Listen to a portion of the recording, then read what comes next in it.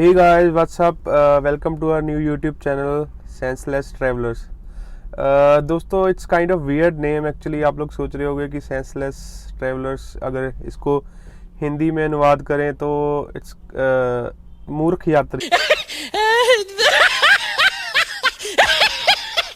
हम लोग जा रहे हैं। लेकिन थोड़ा बहुत आइडिया, जैसे छोटे बच्चे होते हैं ना, उनको जब हम कोई चीज़ दे देते हैं, कोई टॉय दे देते हैं, तो वो उसके साथ खेलते हैं, उसको कुछ खोलते हैं, कभी तोड़ते हैं, कभी सही करते हैं। तो हमारे पास भी एक टॉय है, हमारा इनोवा, काफ़ी पुराना मॉडल है, जिसके साथ हम लोग कुछ छेड़छाड़ करने जा रहे हैं, जिसमें हम लोग एक फ्लैट बेड बना रहे हैं ताकि हम लोग कहीं कैंपिंग में जाएं या घूमने जाएं तो सोने में हमें परेशानी ना आए।